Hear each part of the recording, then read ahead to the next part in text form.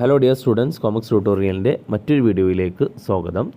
First sem SDE റിസൾട്ടും അതേപോലെ റിവാലുവേഷൻ്റെ റിസൾട്ടൊക്കെ വന്നിട്ടുള്ള വിവരം നിങ്ങൾ അറിഞ്ഞിട്ടുണ്ടാകും. പല റിസൾട്ട് നോക്കിയിട്ടുള്ളതാണ്. സാധാരണ റിസൾട്ട് വന്നു കഴിഞ്ഞാൽ നമ്മൾ ചാനലിൽ അപ്ഡേറ്റ് ചെയ്യാറുണ്ട്. അപ്പോൾ 2 ദിവസമായിട്ട് ഇവിടെ പ്രസൻസ് ഇല്ലാത്തത് കൊണ്ടാണ് വീഡിയോ ചെയ്യാൻ പറ്റാതിരുന്നത്. അപ്പോൾ ഇനി ആരെങ്കിലും റിവാലുവേഷൻ റിസൾട്ടുമായി ബന്ധപ്പെട്ടിട്ട് അറിയാത്തവരുണ്ടെങ്കിൽ അവർക്ക് വേണ്ടിയിട്ടാണ് ഈ വീഡിയോ ചെയ്യുന്നത്.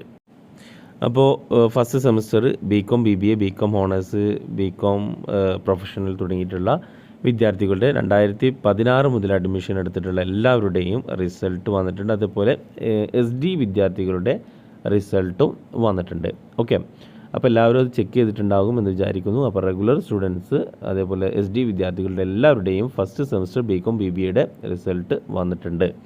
അതേപോലെ തന്നെ തേർഡ് സെമസ്റ്റർ റിവാലുവേഷൻ്റെ റിസൾട്ടും വന്നിട്ടുണ്ട്. ഒരുപാട് കാലമായിട്ട് കുട്ടികൾ ചോദിക്കുന്നതാണ് തേർഡ് സെമസ്റ്ററിൻ്റെ റിവാലുവേഷൻ റിസൾട്ട് എന്നാണ് വരിക എന്നുള്ളത്.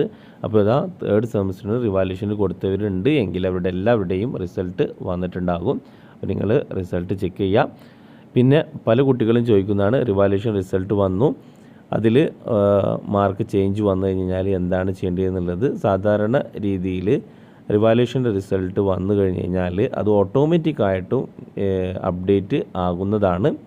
പിന്നെ 6 സെമ്മൊക്കെ എഴുതി ഡിഗ്രി കംപ്ലീറ്റ് ചെയ്തിട്ടുള്ള വിദ്യാർത്ഥികളാണ് എങ്കിൽ അവർക്ക് റിവാലുവേഷൻ്റെ റിസൾട്ട് കൂടിയും പരിഗണിച്ചിട്ട് പുതിയ ഗ്രേഡ് കാർഡും അതേപോലെ സർട്ടിഫിക്കറ്റും നിങ്ങൾക്ക് ലഭിക്കുന്നതാണ്.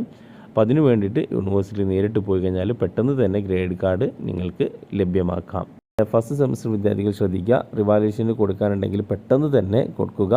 അതിൻ്റെ ഡേറ്റ് വന്നിട്ടുണ്ട്. അപ്പോൾ റിവാലുവേഷന് കൊടുക്കാൻ താല്പര്യമുള്ളവർ നിർബന്ധമായിട്ടും റിവാലുവേഷന് കൊടുക്കുക. ഓക്കെ.